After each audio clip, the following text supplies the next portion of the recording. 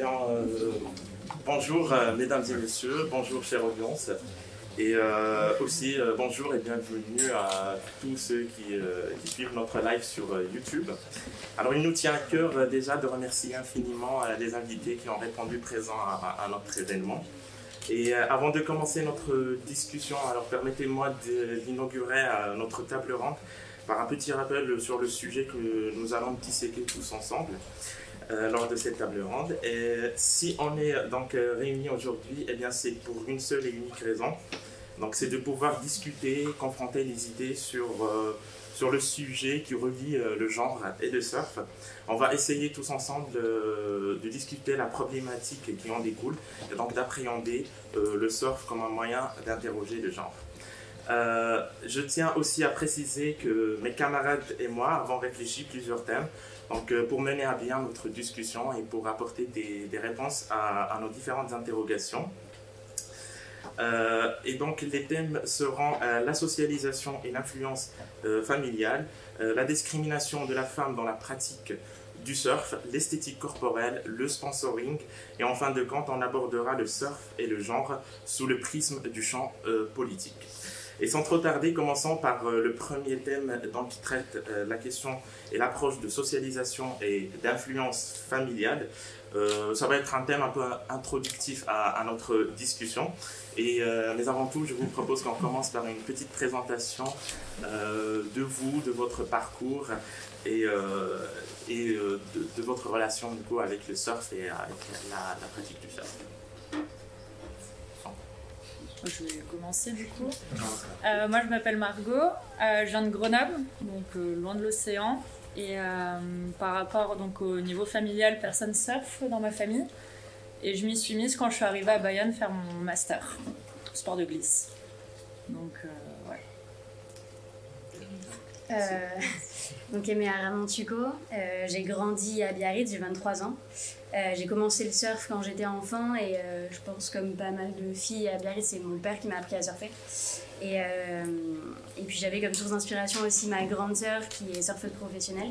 Donc j'ai toujours un peu baigné dans ce milieu-là à la Côte des Basques qui est le spot où je surfais tous les jours. Et puis il y a 2 ans, on a monté avec ma sœur, une amie et Margot qui nous a rejoint après le Queen Classic Surf Festival qui se déroule à Biarritz. J'en parlerai après, j'imagine. Moi, c'est Marie Chauchet. Pareil, j'ai commencé le surf assez jeune, je viens du Pays Basque. Mon père est photographe de surf, donc oui, effectivement, j'ai un peu baigné dans ce milieu, mais personne dans ma famille surf. Par contre, c'est mon parrain du coup au Maroc qui m'a appris et m'a transmis le surf. Et j'allais chaque année au Maroc pour surfer pendant son surf camp du coup. Et par contre, c'est autour de mes 10-12 ans que je me suis mis un peu plus au Pays Basque. Et j'ai dû commencer la compétition vers mes 15-16 ans. Donc, j'ai eu 2 titres de championne de France juste en suivant. Et aujourd'hui, je suis aussi étudiante à Sciences Po Bordeaux et j'essaie de mener bien mes 2 projets sportifs du coup et d'études à Sciences Po. Et du coup, oui, quand même, l'influence de la famille a eu beaucoup d'importance dans mon parcours sportif. Moi, c'est Caroline Argibaud, donc je suis sablaise, je suis née ici. Moi, mes parents ne surfaient pas non plus, mais en fait, ils avaient un club de plage l'été à Fanchette. Donc, je passais tous mes étés à la plage et il y a un moment où je suis allée jouer dans les vagues. Et après, mon frère s'y est mis aussi, donc on avait surfé ensemble. Et puis, j'ai enchaîné sur la compète. Et puis maintenant, j'en fais toujours après toutes ces années. Mais voilà, c'est vrai que mes parents m'ont toujours soutenu à jouer dans les vagues et tout ça, même s'ils ne surfaient pas. Et c'est vrai que par contre, l'histoire de fille ou garçon, il m'a jamais dit, bah non, t'es une fille, donc tu peux pas surfer. C'est pour ça que mes parents, c'était juste de la jouer et puis voilà. Donc Emmanuelle Blanchet, je viens de Saint-Gilles-Croix-de-Vie. Donc moi je suis maître nageur de base. Je surfais un petit peu avant d'avoir eu un grave accident de travail en 2019. Donc depuis je me suis mise à fond au surf et je fais partie de l'équipe de France de parasurf. Je vais disputer les mondiaux dans quelques jours en Californie. Donc moi dans ma famille, mon conjoint surfe depuis qu'il a 12 ans et j'ai beaucoup d'amis aussi qui surfent, donc c'est pas un milieu inconnu. Et moi personnellement ça a été vraiment mon moyen de reconstruction suite à mon accident. Alors Rob, j'ai 40 ans, je suis originaire des Sables. J'ai grandi plus ou moins avec Caro dans le milieu du surf. Donc moi c'est pareil, personne surf dans la famille. Je m'y suis mise sans qu'il y ait d'influence de genre non plus, il n'y avait pas de raison. Moi j'ai fait des études de médecine et puis en fait à un moment dans ma vie je me suis rapprochée à nouveau du surf en passant mon monitorat de surf. Et aujourd'hui, il y a des filles, c'est leur papa qui leur a appris à surfer. Moi, j'apprends à surfer à mon petit garçon. Donc, en fait, pour moi, le genre dans le surf, quand je le pense moi toute seule, il n'y a pas de problème. Après, effectivement, on en discutera tout à l'heure, mais ça n'a pas d'influence particulière sur la vie du surf pour moi. Dominique Joël, donc je suis la caution masculine de Sébastien Blais. Moi je suis finistérien exilé au Sable d'Olonne. Je surfe depuis 25 ans à peu près et donc avec Anne-Laure, je fais partie de la commission mixité de la Fédération française de surf. Et dans mon emploi, je travaille pour une sénatrice qui est présidente de la délégation aux droits des femmes au Sénat. Et donc la notion du genre est quelque chose que je pratique un peu au quotidien. Et c'est justement en mettant le doigt dans l'engrenage qu'on se rend compte de toutes les difficultés qui peuvent exister, et d'où l'intérêt de cette table ronde. Tout à fait, et bien tout à fait, d'où l'intérêt de cette table ronde. On aura tout le temps de disséquer justement ces difficultés et d'aborder, comme vous venez de dire, la notion du genre. Alors là, j'aimerais bien vous poser une première question pour savoir, alors pour la plupart d'entre vous, vous avez dit que vous avez été influencé pendant votre très jeune âge par le surf. Là, j'aimerais bien savoir si vous, aujourd'hui, vous sensibilisez votre entourage à la pratique de surf. Qu'est-ce que vous mettez pour sensibiliser un petit peu votre entourage actuel à la pratique du surf? N'hésitez pas à parler fort, parce que moi ça va, mais Okay. Moi, je peux commencer. Moi, en fait, je suis maîtrise de surf. J'ai une école de surf avec mon mari. Mais par contre, c'est vrai que on voit la différence chez les petits, les 6-10 ans. Il y a moitié de filles, moitié garçons. Par contre, à l'adolescence, c'est vrai que les filles, elles disparaissent, elles ne veulent plus aller dans l'eau. Et après, les adultes, ça revient. Mais c'est vrai que nous, au sein de notre école, on a fait le choix de ne pas faire des cours que filles ou que garçons. C'est juste des garçons et des filles qui apprennent à surfer, quoi. Enfin, c'est pas... On n'en fait pas un cas, en fait. C'est pas parce qu'on est une fille qu'on doit apprendre à surfer différemment. Enfin, nous, quand on a appris à surfer, enfin, surtout avec Anne-Laure, nous, à l'époque, il n'y avait pas spécialement de cours de surf. Il n'y avait pas de planche adaptée. On avait des combis pour garçons. Et en fait, c'est pas grave, quoi. Enfin, c'est pas... Nous, à l'école, on a des combis Quick, des combis Roxy. Il y a des gars qui se retrouvent avec des combis Roxy, puis en fait, ça se passe bien, quoi. Enfin, c'est pas... Je sais que, enfin, nous, on l'a vécu comme ça. Et en fait, c'est sûr qu'il faut un certain caractère. Faut pas... Voilà. Mais c'est vrai que nous, au sein de l'école, on fait vraiment le choix de ne pas faire des cours filles ou des cours garçons. Cette année, on avait moitié de monitrices filles, moitié de moniteurs garçons. Et en fait, on n'en a pas... Enfin, on s'est pas posé la question, quoi. C'est pas grave, c'est comme ça, on est monitrice, on est moniteur, ça change rien, quoi. Enfin, nous, on le voit comme ça au sein de notre école. Moi, je vais parler pour le milieu de la compétition. Parce que j'ai beaucoup de copines à moi qui surfent, mais qui n'ont pas osé se lancer dans la compétition, alors qu'elles ont tout à fait le niveau. Par peur de regard de l'autre, souvent, ou par complexe d'infériorité. Et donc, ça, c'est vraiment un sujet de sensibilisation, je pense. Et justement, peut-être à amener au sein des clubs, etc. On peut plus facilement encourager, je pense, les garçons vers, justement, à se tourner vers la compétition à performance. Les filles, pas forcément. Et du coup, ce qui amène, on va se retrouver à être moins nombreux sur les compétitions. Donc forcément avoir moins de moyens qui vont nous être aussi alloués. Et derrière on va me dire mais oui mais il y a moins de participantes. Mais parce que aussi il y a du coup tout ce travail de socialisation qui va pas nous tourner aussi à aller vers la compétition. Donc moi dans mon quotidien ça va être plutôt essayer de pousser les copines à m'accompagner sur les compétitions, essayer de participer, etc. Et au-delà de ça aussi, je juge aussi un petit peu des compétitions de surf et aussi encourager les filles à juger, à essayer de s'impliquer un peu plus aussi que juste la pratique du dimanche matin, un petit peu en club, etc., d'aller un peu plus loin et de surfer aussi au-delà des cours de surf, essayer de s'approprier un peu plus le line-up et voilà, de se sentir légitime à surfer à l'eau toute seule, etc. Moi, c'est vraiment basique, hein, c'est mettre du coup ma petite nièce sur une planche de surf, sur une piscine, vu qu'elles ne viennent pas forcément en vacances à l'océan. Mais juste sensibiliser un petit peu à à faire des sports, pas faire que de la danse, et du coup vouloir la mettre, tu peux faire du surf ou du skate, acheter ces petits trucs, voilà, des petits choses comme ça, avec sa petite échelle. Oui, c'est déjà mieux. Est-ce que vous avez quelque chose à ajouter à propos de... Moi, j'aurais juste dire aussi que moi, je suis impliquée par ma formation dans la santé. Et en fait, aujourd'hui, il y a une association qui a été créée qui s'appelle Guérir en mer. Et en fait, c'est d'utiliser la mer pour aider les gens. Alors, Guérir en mer, c'est pour aider les soignants dans le burn-out. Et en fait, la mer, le surf, ça peut être un moyen pour aider les gens. Mais au-delà du genre, parce qu'en fait, tout le monde peut être concerné par le burn-out. Et en fait, c'est pas différent d'un homme à une femme, quoi. Donc en fait, il n'y a pas que le sport, il y a aussi le bénéfice du sport. Et en fait, le bénéfice du sport, il est pour tout le monde, tous les jours de consommation. Super.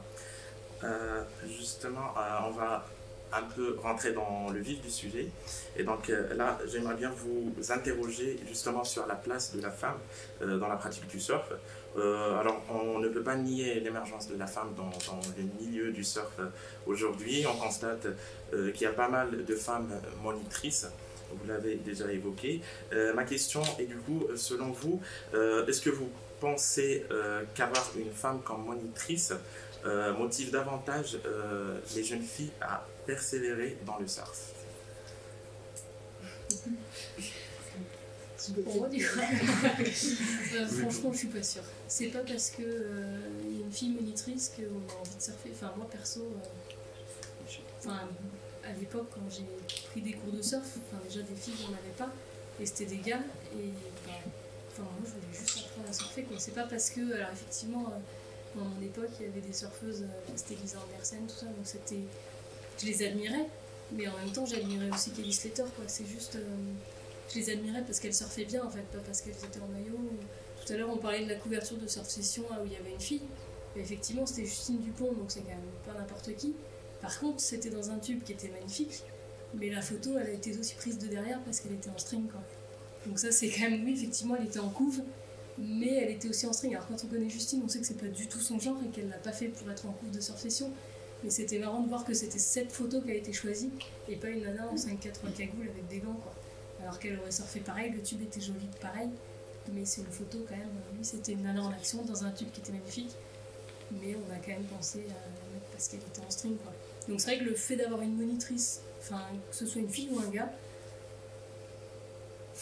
moi dans mon idée, les filles c'est pas plus gentil, plus mignon à dire attention tu vas te mouiller les cheveux, tu vas te décoiffer, et non, on apprend à surfer, on se met à plat ventre, on rame, Donc, pour moi je trouve qu'il n'y a pas de... j'ai pas été influencée à savoir c'est une fille, trop bien, je vais être monitrice. Après je suis sûre que ça marche pour plein d'autres filles. Après ça peut peut-être faire un peu plus de représentation quand on apprend jeune, se dire il y a aussi des monitrices filles et pas qu'un monde d'hommes, ou quand on apprend peut-être.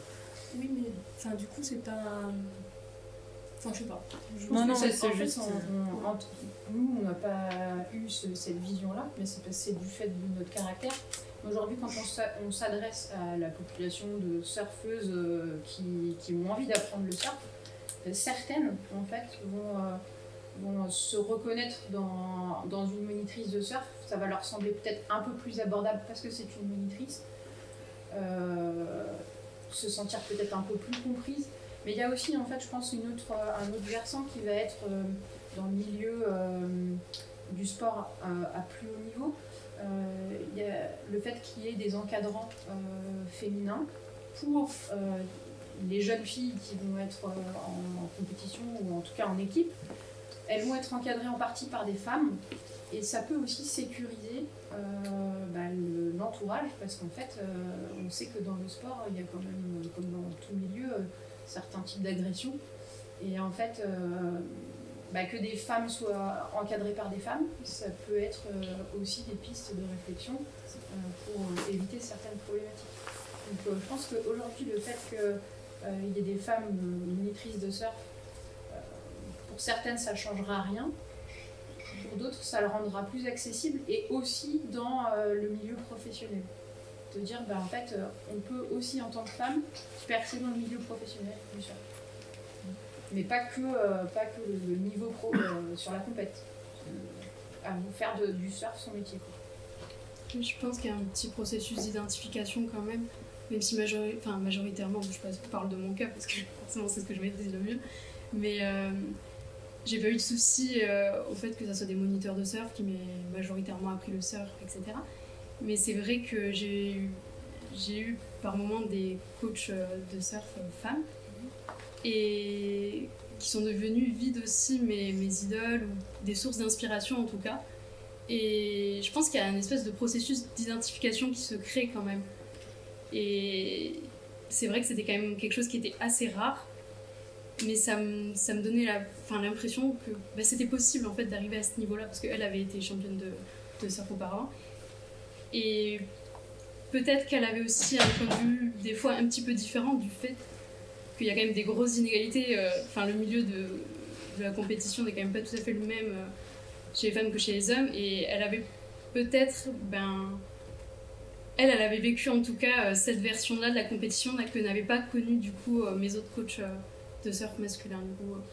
Du coup, je pense que ça peut être intéressant aussi, en tout cas que les monitrices ont aussi d'autres choses à apporter que ne vont pas forcément apporter les moniteurs de surf. Je sais pas, par exemple dans même l'accessibilité, la manière de s'imposer au line-up, etc. Un moniteur de surf ne va pas être toujours sensibilisé au fait que c'est parfois plus difficile pour les femmes de faire leur place au line-up, je sais pas. Pendant la dernière réunion de la commission mixité qu'il y a eu à Biarritz, justement il y a une femme, je crois que c'est le club de Seignos, qui a tenté un cours 100% féminin avec un éducateur féminin, et le cours remporte énormément de succès, à tel point que ça attire des hommes.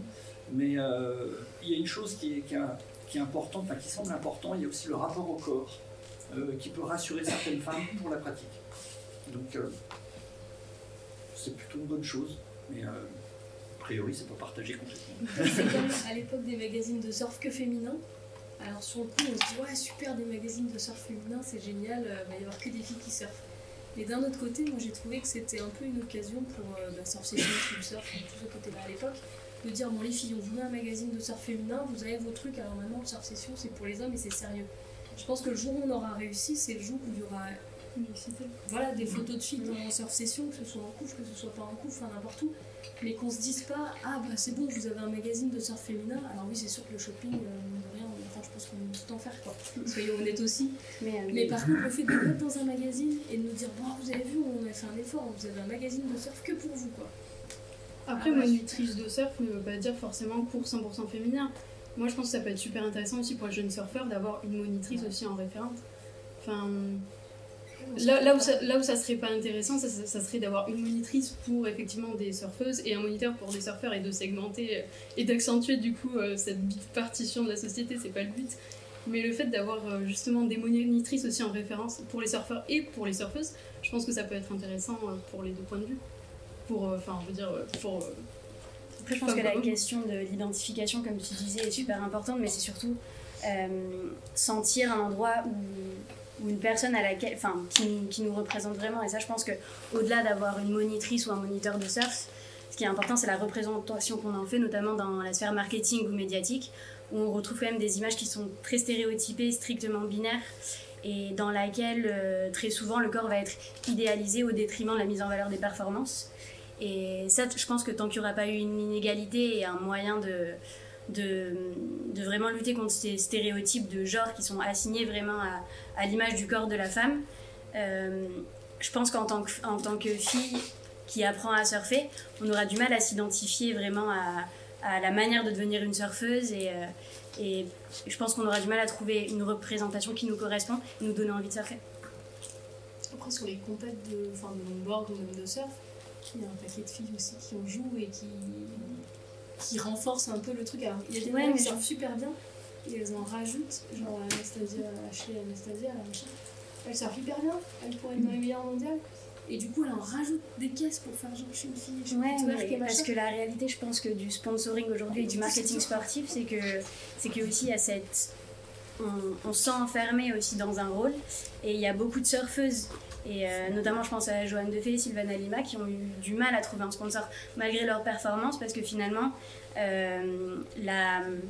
l'injonction qu'on fait au corps féminin d'imperfection de beauté, c'est-à-dire que si on n'a pas encore de mannequin, on a du mal à trouver des sponsors. Donc oui, on en joue, mais je pense qu'il y a une partie aussi de la sphère médiatique et marketing qui fait que finalement on est un peu obligé de jouer ces rôles-là. Du coup, c'est sans fin. Exactement, d'où l'idée d'amener des nouveaux récits pour amener des nouvelles représentations. Après, il y a aussi quelque chose, c'est que le surf, c'est un sport de juge. Et en fait, les juges, aujourd'hui, ils sont, je ne sais pas quel est le chiffre réel, mais je dirais 99% masculins. Donc en fait, si on va, moi aussi j'ai fait un petit peu de compétition, mais quand on va à l'eau en compète et qu'on est en combi et quand on est en maillot, bah forcément les juges masculins, ils n'ont pas le même regard. Oui. Et en fait ça joue, j'espère de moins en moins, mais ça joue quand même beaucoup. Et d'ailleurs, en fait, on le voit bien sur Insta, etc., les surfeuses professionnelles se montrent très souvent en maillot, avec des maillots, alors que clairement, on n'est pas bien avec un maillot qui nous rentre dans les fesses pour surfer, quoi. Mais ça reste en fait... Merci. Ouais. Techniquement, merci. Non, mais je me posais la question. Réellement, je me posais la question. Non, mais il faut mettre 2 balles de maillot, sinon pour les canards, voilà, c'est ça. Ça marche pas, quoi. C'est vrai que cette question de la non-mixité posée aujourd'hui, par exemple, à la tête de la plupart des magazines liés au surf, des fédérations sportives, comme on en parlait tout à l'heure, c'est des hommes. Et donc, obligatoirement, que ce soit au travers des articles ou des représentations qui en sortent, on a beaucoup moins de chances en fait, de lire un article avec un regard féminin, ou en tout cas avec un regard différent de celui d'un homme, qu'il soit féminin ou pas.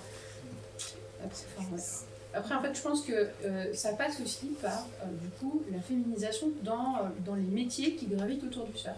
Il y a les juges, il y a... alors là, on a vu au championnat de France, il y avait quand même pas mal d'animations qui étaient faites par une femme. Mais en fait, tout ça, il faut réussir à féminiser le professionnalisme autour du surf, et pas que dans la discipline.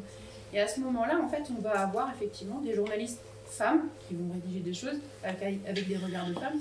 Et petit à petit, on va peut-être converger vers des magazines communs où on n'aura plus surf session femmes et surf session. Et on disait tout à l'heure, je ne sais plus comment était la formulation, mais en fait qu'on n'avait pas besoin de dire c'est surf session hommes. Effectivement, surf session en général, c'est surf session. Et si c'est des femmes, c'est surf session femmes.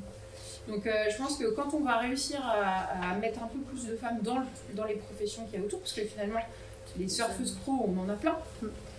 Et en fait, des exemples comme Justine Dupont, on voit bien qu'il y a une émergence, mais il n'y a pas que ça en fait. Et aujourd'hui, au niveau de la Ligue, au niveau de la commission mixité, on essaye de parler de ça pour que justement plus de femmes soient intégrées dans l'organisation des compétitions, plus de femmes soient dans les tours de juges, et que ne serait-ce que les formations leur soient proposées.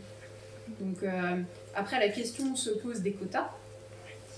Parce que par exemple pour les formations de moniteurs, est-ce qu'il y a des quotas, est-ce qu'il faut des quotas ou est-ce que c'est uniquement sur le niveau voilà, la question reste ouverte. Mais en tout cas... C'est vraiment des nanas qui sont rentrées en formation. Si elles surfaient le même niveau égal que des gars, les gars ne seraient jamais rentrés. Mais parce qu'il fallait des filles aussi, il faut être honnête. Mais voilà, c'est ça. Le problème, c'est qu'après on fait le même métier. Donc si à un moment il faut apprendre à des gens à surfer ou aller les chercher parce que c'est un peu gros ou quoi, il faut faire comme les gars. Après, en fait, je pense que dans le métier de monitrice de surf, ou de moniteur de surf, il n'y a pas que le niveau technique. Moniteur de surf, c'est savoir enseigner, c'est avoir une condition physique, c'est avoir de la pédagogie. Et en fait, ça, c'est pas le niveau technique de surf. Et tout ça, un homme ou une femme, on peut tous l'avoir, quoi. Et je te rejoins juste sur les métiers où c'est super important, qu'il y ait aussi des monitrices justement pour... quand on regarde une école de surf aujourd'hui ou un club, on va retrouver des femmes au secrétariat. On va pas les retrouver à l'eau au même titre que encore une fois, ça va être un homme qui va occuper le devant de la scène, entre guillemets. Et du coup, c'est aussi en ce sens que c'est bien d'avoir des monitrices de surf davantage formées en tout cas. Mais c'est pour ça que finalement, dans ce que disait Caroline, c'est vrai que finalement, il y a certaines femmes ou filles qui vont pas forcément avoir besoin de la représentation de la monitrice de surf pour pouvoir persévérer. Mais le fait qu'il y en ait va donner à certaines la possibilité de se dire finalement c'est possible. Alors, on aura le temps d'aborder justement toutes les questions relatives à la représentation de la femme et aussi par rapport à la visibilité, l'aspect corporel et surtout esthétique corporelle. Mais là, j'aimerais qu'on revienne au thème qu'on aborde et qui est relatif à l'influence de l'entourage et l'influence familiale. Et là, j'aimerais bien interroger les mamans, donc Caroline Angibault et Emmanuelle Blanchet. Vous qui êtes maman, est-ce que vous pensez... Et Anne aussi, excusez-moi. Les papas, on s'en fout. Alors, vous qui êtes maman, est-ce que vous pensez que le fait d'avoir des enfants peut empêcher ou pas d'avoir une carrière professionnelle, bien sûr une carrière dans le milieu du surf? Ça n'empêche pas, mais clairement, moi ce matin je suis pas allée surfer parce qu'on ne veut pas tous surfer à la même marée, donc ce matin c'était pas mon tour quoi. Donc non, ça n'empêche pas, mais forcément on fait des choix. Enfin, moi j'ai allaité en plus pendant 9 mois, donc quand ma fille est née, il y a un moment où quand elle a faim, même si c'est Mariotte, je peux pas aller surfer, c'est juste physique quoi. C'est qu'il y a un moment où faut le faire. Donc effectivement, il y a un moment où on ne travaille pas, où on travaille différemment, où on va pas surfer, parce que physiquement, c'est nous qui les portons, quoi. Donc après, ça se régule, mais naturellement, sans parler des femmes à la maison, des hommes à l'eau, il y a un moment où naturellement, il faut faire une petite pause, quoi. Il y a plusieurs niveaux. En fait, il y a le niveau organisationnel et il y a le niveau physique. La grossesse, malheureusement, déjà... Justement, j'allais dire, outre les problématiques physiques entre la grossesse... Alors en fait, surfer pendant la grossesse, c'est faisable, parce que, enfin, je sais pas si toi t'as fait, mais toi t'as fait, Caro? Jusqu'à 3 jours du terme. Voilà, moi aussi j'ai surfé pendant ma grossesse. Et j'avais qu'une hâte, c'était de reprogrammer ma rééducation pour pouvoir retourner le plus tôt possible sur une planche. Donc en fait ça c'est faisable, mais par contre, faut pas le nier, le corps il change et en fait c'est compliqué quand on a physiquement, on est un peu diminué par la grossesse, après on ne retrouve pas ces marques tout de suite, puis on dort moins, et puis voilà. Et puis il y a le côté organisationnel, où effectivement, alors on n'allait pas, mais on a un petit boulet sur la plage, mais qu'on n'emmène pas dans l'eau, et il faut bien il faut s'organiser autrement, quoi. Donc, ça n'empêche pas de pratiquer, mais peut-être un petit peu moins en fréquence. C'est plus efficace. J'ai eu la curiosité d'aller sur le site du ministère des Sports avant cette conférence pour voir un peu comment était traité le sport au féminin. En fait, il y a un onglet sport au féminin, alors qu'il faut chercher, c'est pas très très simple. Justement, dans cet onglet, il y a 2 articles sport au féminin en lien avec la maternité. C'est comment conjuguer la maternité et le sport de haut niveau. Donc pour le ministère des Sports, une femme sport au féminin, ça signifie justement comment gérer sa maternité. Il y a eu un article qui avait été fait avec Roxana Marissimi il n'y a pas longtemps, l'an dernier, tout un colloque qui avait été fait sur justement la maternité et le sport de haut niveau. Mais juste pour info, moi quand j'ai accouché, j'ai le GDOS 85 qui était le club vendé, donc qui aide les sportifs de haut niveau financièrement et même dans l'organisation, qui m'ont dit mais du coup là comment tu vas faire pour travailler, avoir un enfant et faire de la compète, on va te mettre en sommeil parce que là franchement tu n'y arriveras jamais quoi. Donc c'est quand même une instance officielle. Le GDOS 85, c'est le CNOSF, c'est quand même les big boss du sport, quoi. Alors effectivement, c'était des mâles de 50 ans, je pense, n'avaient jamais eu leur femme enceinte, j'en sais rien. Et on m'a quand même mis un grand tir en me disant, non, désolé, la compète et tout, c'est fini, parce que là, du coup, maintenant, t'es maman, donc... Alors que la Fédé m'a pris en équipe de France sans me poser de questions, donc si, ils m'ont toujours suivi. J'avais dit, non, t'es enceinte, non, t'es maman, c'est fini. Le seul qui m'a voulu, c'est le GDOS 85. Donc je leur ai écrit en leur expliquant qu'en fait on pouvait tout faire et qu'effectivement je ne dormais pas, mais que ça ne m'empêchait pas d'aller surfer. J'attends toujours qu'ils me répondent, ça fait 5 ans. Donc c'est quand même, ça montre un système où on n'a pas du tout envie, quoi, heureusement que j'étais pas toute seule et que. Heureusement que j'étais là toute seule et que mon mari était d'accord avec moi et qu'il m'a soutenue, parce que quand on prend ça des instances officielles, c'est hyper dur, quoi. C'est Cléopâtre Darleux qui a témoigné aussi, puisqu'elle est gardienne de l'équipe de France de handball et gardienne du Brest handball. Donc elle a eu un enfant pendant sa carrière, qui est toujours en cours. Et quand elle a annoncé alors, tout le monde dans le vestiaire était enchanté pour elle qu'elle soit enceinte parce qu'elle avait osé franchir le pas. Et par contre, les dirigeants du club lui ont dit « Mais comment est-ce que tu peux nous faire ça ?» Les femmes doivent se justifier. Oui, les hommes, c'est un impensé, les femmes doivent se justifier. Donc il y a toujours cette discrimination quelque part. En fait, la maternité, ça reste une problématique. De femmes. Non mais professionnelle dans tous les cadres en fait. Dans le sport, il y a un problème de compétences physiques, mais en fait la maternité, on parlait des hauts postes tout à l'heure, en fait une femme qui dirige une entreprise, si elle est enceinte, ça devient compliqué. D'ailleurs, souvent, elle n'a pas le droit à son congé maternité. Enfin, je veux dire, la maternité, c'est pas un problème que lié au sport. Bien sûr. C'est carrière ou maternité. Souvent, c'est ça. Et comment ça s'est passé du coup à l'eau quand vous étiez enceinte, parce que vous avez dit que vous êtes allé surfer même 3 jours avant le terme. Comment ça s'est passé du coup? Est-ce que vous avez fait des remarques? Alors là, du coup, c'est la famille qui disait non mais en fait on trouve des techniques. Enfin, par exemple, c'était l'occasion de me mettre au stand-up paddle parce que effectivement me mettre sur le ventre c'était un peu plus gênant, donc je me suis mise dessus comme ça.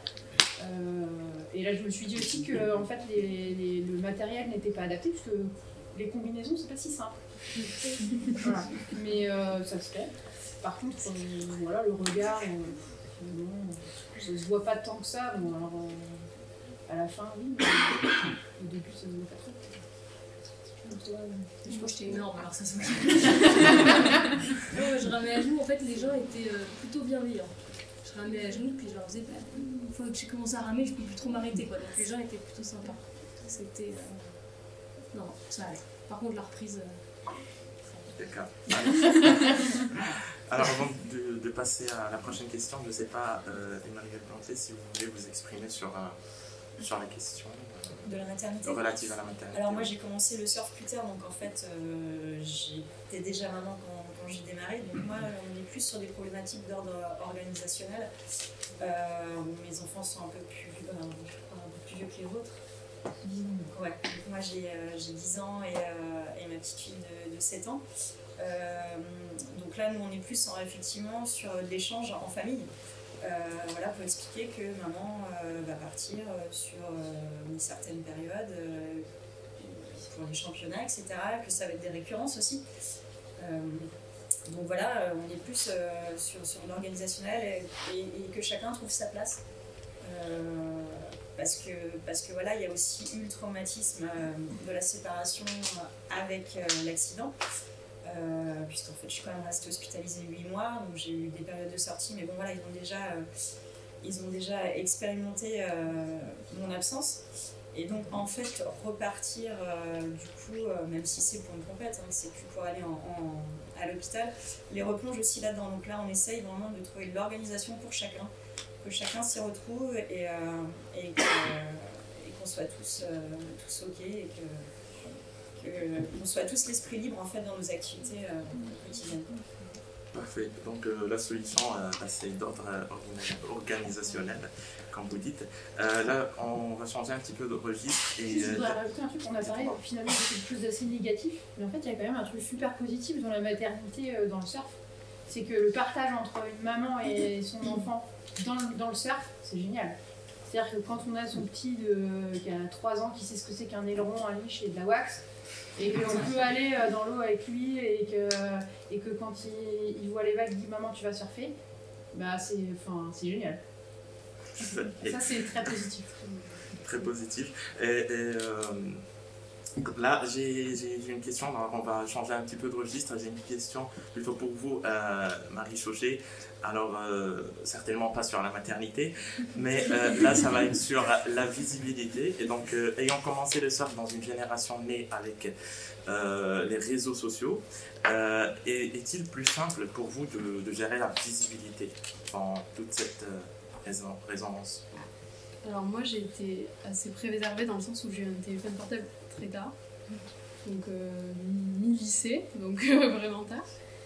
Mon père n'en a toujours pas, donc j'ai été assez préservée et lui est photographe, donc il connaît un peu le danger des médias. Donc, on connaît donc tous les avantages que ça peut avoir et aussi un peu la face cachée et la face un peu plus négative. Donc, j'ai été sensibilisée assez jeune là-dessus. Vous m'avez dit gérer la visibilité. Je pense qu'aujourd'hui, à l'heure de l'explosion de l'information, des réseaux sociaux, etc., c'est au contraire très difficile de gérer son image, de gérer la portée de sa diffusion, etc., etc. Donc alors oui, les réseaux sociaux sont un outil merveilleux pour pouvoir communiquer soi-même, pour pouvoir démocratiser la parole, pour pouvoir démocratiser son image, etc. Mais c'est aussi un outil qui peut nous échapper très rapidement. Et donc, on n'a pas le droit du tout à l'erreur, quoi. La moindre erreur peut être prise, on peut prendre des conséquences monumentales. Bon, après, à mon niveau, à mon échelle, pour l'instant, ça va, je pense, à peu près bien. Mais donc, j'aurais une réponse assez mitigée. Alors, oui, ces réseaux sociaux me permettent d'avoir une petite visibilité, etc. D'un autre côté, on est noyé au milieu de toute cette information, de tous ces profils qui existent, parce que voilà, on n'est même plus des personnes, nous sommes des profils. Et toutefois, vous la jugez indispensable d'avoir cette... Aujourd'hui, oui, c'est un prérequis, effectivement, pour avoir des contrats auprès des marques, pour pouvoir exister sportivement, effectivement, notamment dans le surf, qui est un sport qui est largement financé par les sponsors, non pas par les prize money comme dans d'autres sports, etc., mais par les sponsors, où effectivement la visibilité est un prérequis. Après, il y a différentes voies possibles et différentes manières d'utiliser cette visibilité. Mais effectivement, il y a quand même ce problème aujourd'hui. Je pense qu'on se retrouve face à trop d'informations, face à trop de visibilité et parfois à des manques de légitimité. On se retrouve... Le problème des réseaux sociaux, c'est qu'on est quand même sur beaucoup de... Enfin, je ne vais rien inventer, mais on est dans la superficialité, quoi. Et... Bon, je vais parler de... Enfin, je sais que vous allez aborder les questions plus tard, mais aujourd'hui, le sponsoring va avoir tendance à s'appuyer plutôt sur le nombre de likes sur Instagram que sur les compétences réelles des surfeuses ou des surfeurs. Et pour moi, ça, c'est problématique et c'est, je trouve, d'autant plus accentué chez les femmes, effectivement. Parfait. Tout à fait, on va parler des questions relatives au sponsoring. On aura aussi l'occasion d'évoquer encore une fois la visibilité avec Mathilde plus tard. Vous avez évoqué le terme légitimité et c'est justement ma prochaine question. Alors je voudrais vous demander, selon vous, existe-t-il des freins à la création d'une entreprise de surf pour des femmes et surtout qu'en est-il de leur légitimité? Donc, la légitimité dans la création d'une entreprise de surf pour les femmes. N'hésitez pas à répondre à voix haute. Désolé, un peu de micro. Entreprise de surf, j'ai entreprise de surf, ce serait plus pour... du coup, école de surf. Ouais, voilà. Même Queen Surf, je sais pas si vous avez dû créer une entreprise pour, mais je pense... Non, nous c'est plutôt dans un cadre associatif. Et pour le coup... on a un côté aussi qui est de l'ordre de la revendication dans le festival. Donc je me considère pas comme une entreprise. On est plus là pour essayer un peu de déconstruire les stéréotypes liés au genre, d'interroger les rôles socialement construits, parce que le genre se réfère aux rôles socialement construits. Mais donc nous on a rencontré, ici on a les seuls freins rencontrés, c'est plus de l'ordre matériel, etc. Mais en tout cas, et puis forcément face aux critiques aussi qu'on peut avoir, même si on a quand même beaucoup de retours positifs. Mais non, on n'a pas ressenti de frein, en tout cas, pas plus que ça. Non, moi je trouve que dans l'ensemble, en fait, par contre, la place d'une fille dans le surf, que ce soit, je pense, directrice d'une entreprise spécialement surf ou quoi, je trouve que quand on donne un peu son avis, on passe tout le temps pour une nana en colère qui braille et qui hurle. Mais en fait, si on transpose ça sur un homme, c'est pareil dans l'eau, en fait, c'est quand on est au pic. Quand on veut se faire respecter et prendre des vagues, faut pas oublier qu'autour il n'y a que des gars qui font les gros bras, alors que la plupart, en fait, c'est les chickens, ils savent pas mieux que nous. Et en fait, ils font. Mais voilà. Et donc, du coup, on est obligé un peu de l'ouvrir parce qu'il faut qu'on prenne des vagues. On n'est pas là pour faire joli, quoi. On n'est pas là pour bronzer. Et moi, je me suis retrouvée au cul nu, donc c'est le nom d'une plage, pardon. À Seignos. Et il y avait des gars, pareil, qui étaient là. Et j'étais au pic. Enfin, il se trouve que j'étais la seule fille, mais j'avais pas fait gaffe. Et j'entends, ils discutaient entre eux. Ah, longtemps, les gonzesses, c'était en string à la plage. Ah, ça c'est sympa. Moi, mon temps, les vieux, ils étaient moins cons, mais c'est pas grave. Et en fait, je trouve que quand on est obligé de s'imposer un peu, que ce soit dans le business ou dans une entreprise ou à l'autre, tout de suite on passe pour la nana en colère, limite hystérique, parce qu'on donne notre avis. Et c'est vrai que ça, moi je sais qu'en plus j'ai un caractère où, comme disait alors, on s'est pas laissé faire quand on était plus jeune, parce que sinon, on attendrait toujours une bague à tanchette, quoi. Enfin, c'est normalement. Et donc tout de suite on passe pour ah ouais mais elle ouvre tout le temps, machin, on est dans quel et tout. En fait on a pas trop le choix quoi, sinon sinon on est à la plage puis on attend qu'on nous laisse surfer. Donc c'est pas être spécialement féministe ou dire ah moi de toute façon je suis une fille qui fait surfer. Non c'est juste qu'ils font des vagues comme tout le monde, et comme on nous laisse pas trop le choix. C'est vrai que le manque de visibilité et de représentation fait que effectivement pour s'imposer il faut l'ouvrir un peu. Un peu plus que le ferait les hommes quoi je trouve. Et justement, on voulait parler justement des discriminations de la pratique à l'eau. Est-ce que vous pouvez parler peut-être de votre retour et est-ce que vous avez déjà subi ce type de comportement à l'eau? Vous ne sentiez pas... Il y aura des questions pour vous plus tard.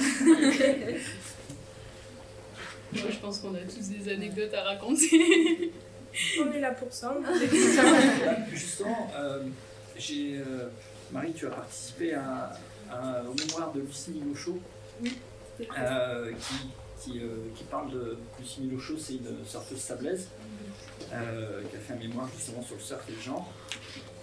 Et alors je ne sais plus si c'est elle ou si c'est dans une autre étude. En fait, quand une femme est un peu considérée comme un enfant au départ, donc on essaye de la protéger quand elle débute. Enfin, c'est ce qui ressort dans l'étude, je ne parle pas de mon cas personnel. Donc, femmes et enfants, on essaye de les protéger parce qu'elles sont plus faibles, parce qu'elles sont plus fragiles, parce que tout un tas de supposés. Et quand elles commencent à avoir un niveau, on devient agressif avec elles. Parce qu'elle pique les vagues. Je ne veux pas vous partager. Puis il faut prouver qu'on sait surfer pour qu'on nous laisse les vagues, quoi. Sinon on va te taxer, il faut montrer que ok là je me bats pour la première et après tu peux te faire ta place au line-up quoi. Obligé de prouver. Ouais voilà, faut prouver que tu sais surfer alors que pour un mec la priorité. Oui pour alors qu'un gars sera arrivé tranquillement comme ça, il surfe 10 fois moins bien que toi, mais s'il se plante une ou deux fois, bon là ça va un peu, alors que c'est vraiment deux choses différentes quoi. Oui, c'est ça. C'est vrai qu'on est un peu obligé de prouver sa légitimité du coup à être à cet instant-là au pic. Et le pire, c'est si vous faites l'intérieur. Ouais. Donc justement à la commission mixité, il y avait la membre qui vient de Guadeloupe qui racontait que donc au pic il y avait tout un tas de mecs. Elle arrive à l'eau. Et puis, on la regarde un peu de travers parce qu'on sait qu'elle surfe bien. Donc, là, elle a le réflexe de se mettre à l'intérieur des garçons, mais tout en sachant qu'elle est trop à l'intérieur, donc elle ne va pas pouvoir prendre des bonnes vagues. Et les garçons n'ont pas accepté qu'elle se mette à l'intérieur, donc ils sont allés encore plus à l'intérieur. Donc là, ils ne pouvaient vraiment rien prendre, et puis elle est retournée un peu en arrière, puis elle a pris les bonnes vagues. Voilà. Donc, c'est un combat à l'eau, sous prétexte qu'il peut y avoir une femme. Oui. Mais j'aimerais rajouter qu'un peu ces représentations, elles sont aussi partagées par les femmes elles-mêmes. Quand on va voir une femme qui va rentrer à l'eau, nous-mêmes en tant que femmes, on va se méfier. Enfin, il y a quand même, je parle personnellement, voilà, c'est des généralités, tout ça, donc c'est nuancé, mais et je me suis rendu compte que plusieurs fois, je me faisais aussi taxer par les femmes. Et qu'il y avait aussi cette vision, en tout cas, n'était pas partagée que par les hommes, donc cette vision de protection, de méfiance, ou alors de méfiance envers les femmes, va être du coup aussi partagée par les femmes. Et je me suis rendu compte que je suis partie en Indonésie et je me suis fait taxer par une fille et c'était excuse-moi, je savais pas que tu savais surfer. Et c'est là où je me suis rendu compte j'avais eu le même retour mais quelques mois plus tard anglaise quoi. Et donc j'étais assez surprise et voilà, donc je sais pas si c'est culturel, si c'est la rivalité féminine qu'on nous pousse aussi à entretenir, que ce soit dans les films, Enfin voilà, non. Parce qu'on pourrait se dire au final qu'il y a de plus en plus de pratiquantes et que du coup ça pourrait limiter, enfin équilibrer un petit peu ce phénomène-là, mais au final pas du tout. Est-ce que vous avez partagé les mêmes sentiments à l'eau? Vous êtes déjà fait taxer par les filles Alors, moi oui, forcément. Et en plus, moi je peux rajouter surf, filles et handicap. Alors là, c'est la totale. Puisqu'en fait, voilà, quand on est en handicap, on n'est pas forcément obligé de crier quand on rentre à l'eau. Donc moi, pour ma part, je surfe à genoux. Donc c'est vrai que quand je rentre à l'eau, on voit pas forcément le handicap dès le début, puisque je rame allongée, voilà, je passe la barre, etc., comme tout le monde. Par contre, c'est au moment du take-off, effectivement, voilà, je me mets à genoux. Et du coup, je remonte, je repasse la barre, et on me dit, oui, bah, t'as pas réussi à te mettre debout, t'as pas réussi à surfer. Et donc, en fait, voilà, t'es toujours obligé, comme tu disais, de légitimer, d'expliquer, voilà. Donc, moi, en plus de surfer, j'ai un handicap. Donc, je vais pas me mettre debout, donc je vais bien surfer comme toi, mais je vais rester à genoux. Donc effectivement, là, c'est toujours pareil. Et moi aussi, je me suis fait souvent de fois taxer parce que je pense que les personnes à côté, elles se disaient, bah, de toute façon, elle n'arrivera jamais à se lever ou elle ne se lève pas.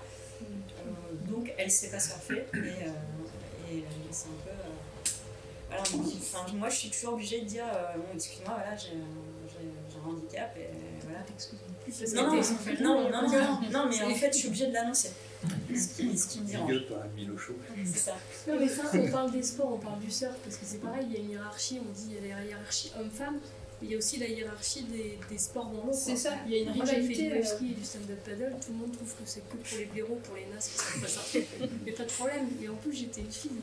Donc, effectivement, c'est comme oui, le kneeboard, c'est pas des vrais sports. Il y a le surf, il y a l'égal au surf, les filles, et après, il y a aussi C'est vrai que c'est assez... paddle, wave ski film. Oui, il y a d'autres hiérarchies. C'est assez caractéristique du sport de glisse, parce qu'en fait, sur un terrain de foot, on fait du foot. Au tennis, on fait du tennis. Alors que dans l'eau, en fait, il y a les paddles, les wave skis, les body, les longboards, et maintenant il y a les foils. Et en fait, il faut se dire que chaque catégorie, il y a une petite rivalité de toute façon entre les groupes. Donc, si on rajoute à ça les meilleurs filles et d'être meilleurs. Il existe également une sorte de jalousie un peu entre filles. Entre filles, ouais. Oui, mais il en existe aussi entre mecs aussi, j'imagine. Donc, non, mais en fait, ce qu'il faut comprendre, c'est qu'il y a plein de rapports de force qui se jouent à l'eau. Il n'y a pas seulement les rapports de genre, il y a aussi, comme vous disiez, les différentes disciplines. C'était local, c'était... Voilà, exactement. L'âge. Oui, en fait, la difficulté, c'est qu'il y a une vague. On est plein et il y en a qu'un qui peut le prendre. Donc forcément, ça crée une rivalité. Si on pouvait être à 20, comme sur le Mascaret, ou à 50, après la bonne vague, ça serait tout ça. Mais là, il y a un. Donc forcément, il faut se battre. C'est comme dans la savane, hein, il y a le lion, le chef. En dessous, il y a les petits lionceaux qui veulent devenir le lion. Et puis il y a les lionnes qui, quand le lion est pas là, elles les bossent et tout. Et en fait, c'est hyper marrant de regarder un pic, comment ça fonctionne. Parce que c'est vraiment un espace social hyper spécifique. C'est-à-dire quelqu'un qui va être un lion sur son spot parce que c'est chez lui, ça fait 30 ans qu'il surfe là. Quand il part en vacances, que c'est pas son spot, là il va être en fin de vague et il va prendre des vagues que les autres veulent bien lui laisser, quoi. Donc c'est ça qui est marrant en fait, de voir le comportement de certains quand c'est leur pic, qui peuvent être super agressifs, super mais environnants des fois dans l'eau parce que tu m'as raqué, et quand il va être sur un autre spot, il va rien dire parce que c'est pas chez lui et que du coup il y a d'autres lions sur ce spot là. Enfin, c'est hyper marrant de voir les interactions et c'est vrai qu'en plus le genre là-dedans ça se rajoute en plus. Et je pense que si quelqu'un veut faire une étude sociologique sur le comportement des gens au pic, c'est quand même un truc de dingue, sans être juste femme et homme. Et est-ce que vous, à l'eau, du coup, vous vous positionnez par rapport aux autres surfeurs? Vous établissez une sorte de hiérarchie? Vous dites, elle est plus forte que moi. C'est naturel en fait. Quand tu es sur ton spot, forcément tu te sens plus fort parce que tu connais la vague, tu sais où te placer, tu connais les gens qui sont dans l'eau. Et quand tu connais pas, tu te fais plus discret parce que tu veux pas tout ruiner puis te mettre au milieu et j'ai tout le monde non plus, tu vois. Donc c'est... Puis en fait, l'océan c'est pas comme une piste de ski. Enfin, je veux dire, les pistes de ski c'est par niveau, donc déjà ça permet aussi un peu plus de partager l'espace, etc. L'océan, voilà, c'est tous nos niveaux confondus, donc ça aussi, ça peut introduire aussi d'autres problématiques, des conflits, etc. Et donc, ouais, tout l'enjeu en fait, c'est le partage de l'espace et plus derrière le partage des vagues. Parce que même si on touche pas à une vague, on peut aussi potentiellement être dans la trajectoire d'un surfeur, donc gêner, donc générer des conflits, etc. Donc c'est tous ces enjeux-là qui se croisent et qui derrière donnent lieu à des interactions sociales qui seraient intéressantes d'exposer. Je souhaiterais revenir, donc du coup on est déjà rentré dans le vif du sujet de la discrimination dans la pratique. Donc je souhaiterais revenir sur un point, Caroline.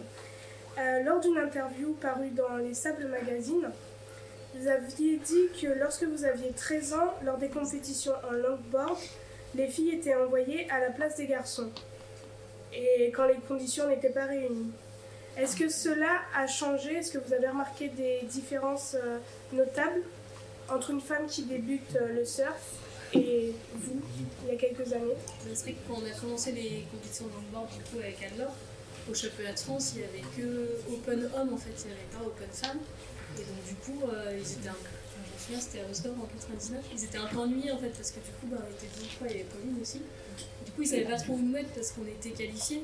Mais du coup, on était avec les gars et les Open, quoi. Donc maintenant, on avait 15 ans, quoi. Donc ils nous ont mis là parce qu'il fallait. Mais après, il y a eu bien évidemment le longboard filles Open. Et maintenant, la même au championnat de France, il y a le longboard junior et le longboard filles junior. Un truc, c'est trop bien, quoi. Parce que du coup, il y a plein de petites nanas qui surfent hyper bien, qui peuvent faire des compètes. Nous, on était avec les gars. Et puis après, quand il y a eu les compètes de longboard féminin ou de lanceur féminin, clairement, c'est encore un peu le cas maintenant. C'est les filles, on va passer marée basse quand il y a un peu de vent, parce que puis souvent c'est à l'heure où les juges veulent aller manger, donc on attend. Il y a compte de fois où les filles on va attendre pour lancer parce qu'il n'y a pas de juge, quoi. Donc toi t'es à l'eau, t'as préparé ton truc, t'as regardé les vagues et t'attends parce que il n'y a personne pour te juger en fait. Et comme c'est loin avec un peu de chance, il y a le soleil dans les yeux, donc au fond les lycras aussi, les couleurs, mais bon c'est des compètes de filles, c'est pas non plus ça va, ça fait pas bien surfer. Mais si on passe notre temps à nous mettre à marée basse, le soleil dans les yeux, dans des vagues pourries, effectivement, on ne peut pas montrer que c'est à peu près surfé, quoi. Oui, vous ne sentez pas jugé à votre juste valeur. C'est pas... Ça évolue, mais c'est que ça décourage. Quand on voit 30 fois à marée basse, on confond les lycras, peut-être à la gâchette à marée basse. Enfin, il y a un moment où... Et puis les prize money, c'est pareil. On paye, je crois que c'est 30 € l'équipe de France, l'inscription. Et le price money, quand tu repars avec 100 € parce que t'as gagné, t'es content. Alors que les gars, ils partaient avec 500. Sauf que de prendre ta voiture pour aller à une compète, ça t'a coûté le même prix. T'as payé la même inscription. Et puis on te dit, ouais, mais vous n'êtes pas beaucoup de filles. Et on est pour rien, on est là, quoi. Donc c'est vrai que ça a un peu changé, mais c'est quand même pas... Ça a un peu changé, mais sur les championnats de France au Save d'Olane l'année dernière, c'était double podium. Nous, on était sur un podium inexistant et les gars sur la vague principale. Donc bon, après, c'est vrai que... au niveau de l'organisation, c'était en concertation, etc. Et moi, on est passé les premiers, du coup, on était crash test aussi. Et derrière, sur les catégories suivantes, je crois qu'ils ont revu les podiums. Je crois qu'ils avaient amélioré derrière. Mais c'est pour ça qu'on dit toujours que les filles, on ne sait pas surfer. Oui, non, mais c'est ça. On était sur vraiment la plage, il n'y avait qu'une seule vague et on était sur une vague inexistante. Donc oui, ça a évolué, mais il y a encore des fois où... Mais en fait, moi j'en reviens toujours à ce que je disais tout à l'heure, hein, quand on aura parmi les juges une mixité, quand on aura une directrice de compétition, et que les choses elles seront forcément différentes. Ouais. Oui, tout à fait. Et là, pour les championnats d'Aquitaine, par exemple, du coup, j'étais juge sur cette compétition et le chef juge m'a demandé mon avis. Bon, est-ce que tu crois qu'on envoie les filles maintenant? Parce qu'il y avait un peu de taille, il y avait, je sais plus, 1m50, quelque chose comme ça. Et au final, ils les ont envoyés. Enfin, moi, j'ai donné mon avis en disant que oui, je trouvais ça bien, parce que si on réserve tout le temps les petites vagues aux filles, ça les encourage pas du tout à s'entraîner dans les grosses vagues. Et derrière, ça renforce l'idée de les filles surfent dans les petites vagues. Et voilà, et j'ai plein de copines qui voulaient pas s'entraîner au-dessus d'1m20, 1m30, parce que de toute façon, ça servait à rien. Toutes les compétitions, on a tendance à plus surfer dans 20 cm, qui est tout aussi insurfable que 2 mètres qui ferment. 20 cm, s'il n'y a pas de mur, c'est pareil. Hein. Mais voilà, elles allaient continuer à s'entraîner dans des petites conditions, etc. Et au final, ça allait renforcer l'image encore des filles qui sortent dans les petites vagues, qui savent pas surfer dans les grosses. Mais en fait, moi, depuis que j'ai commencé la compétition, on m'en voit jamais dans les grosses vagues, quoi. Alors que moi, c'est ce que je préfère. Donc voilà, derrière, ça favorise aussi toujours le même profil de la surfeuse qui surfe 50 cm, etc.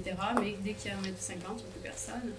Donc voilà, donc cette fois-ci, ils ont envoyé les filles dans 1m50 et au final, bon, alors pour certaines d'entre elles, c'était pas évident parce qu'elles s'y étaient pas préparées, mais bon, la plupart étaient quand même heureuses de pouvoir déjà découvrir autre chose, de pouvoir être aussi prises au sérieux quelque part parce que c'est aussi les valoriser que leur montrer que oui, on vous fait confiance, vous pouvez aller dans ces conditions, etc.